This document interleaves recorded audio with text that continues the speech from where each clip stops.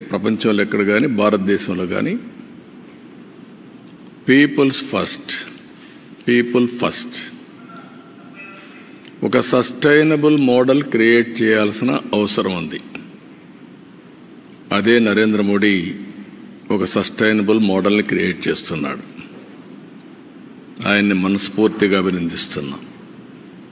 ఈరోజు ఢిల్లీలో గెలుపు కూడా ప్రధానమంత్రి నరేంద్ర మోడీ గారిపై నుండే నమ్మకం. ఆ నమ్మకంతో ఢిల్లీ ప్రజలు నరేంద్ర మోడీ గారి నాయకత్వాన్ని బలపరిచారు. ఇప్పుడు నేను మాటల్లో చెప్పడం కాకుండా విత్ ఫ్యాక్ట్స్ అండ్ ఫిగర్స్ కూడా మీకు ఎక్స్ప్లెయిన్ చేస్తున్నా ఏ మోడల్ వర్కౌట్ అవుతుంది దానికి. ఇప్పుడు మీరు చూస్తే డెవలప్మెంట్ జరగాలి. డెవలప్మెంట్ జరిగితే సంపద సృష్టించబడుతుంది. సంపద సృష్టించబడితే ఆదాయం పెరుగుతుంది రాష్ట్ర ప్రభుత్వానికి. ఆ ఆదాయం ఖర్చు పెడితే సంక్షేమ కార్యక్రమాలు ఎక్కువ చేయగలుగుతాం. మళ్ళీ డెవలప్మెంట్కి ఫండ్స్ ఉంటాయి. దీనివల్ల ప్రజల్ని ఎప్పటికప్పుడు ఎంపవర్ చేసుకుంటూ తలసరి ఆదాయం పెంచి మెరుగైన జీవన ప్రమాణాలు ఇవ్వడానికి అవకాశం వస్తుంది. ఇది simple theory.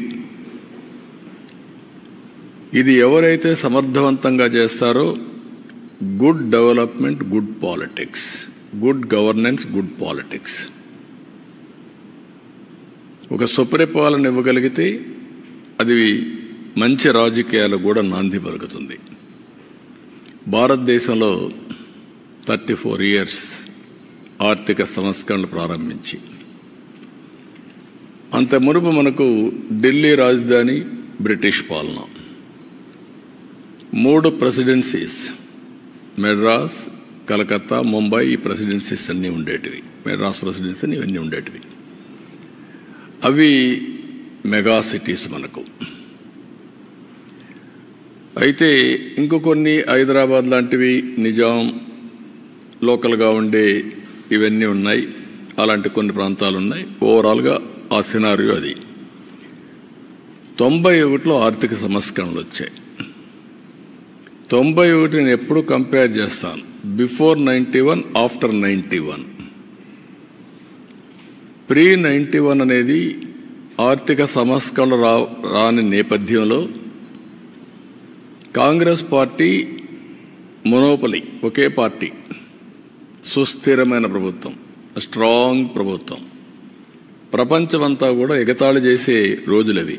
Hindu growth rate మీకు 2% వస్తుంది, 1% వస్తుంది, మీకు అభివృద్ధి చేత కాదు అని ఎగతాళి చేసే రోజులు. అక్కడి నుంచి రిఫార్మ్స్ వచ్చాయి. అది కూడా మన తెలుగు బిడ్డ పివి నరసింహరావు తీసుకొచ్చాడు. అక్కడి నుంచి అందరికీ సమాన అవకాశాలు వచ్చాయి. What is the beauty of reform అంటే లైసెన్స్ రాజు పోయింది, అందరికీ సమానమైన అవకాశాలు వచ్చాయి. అక్కడి నుంచి స్టార్ట్ అయింది. అక్కడి నుంచి స్టార్ట్ అయితే మీరు చూస్తే వెరీ ఇంట్రెస్టింగ్ ఒక సినారియో మీకు చూపిస్తాను.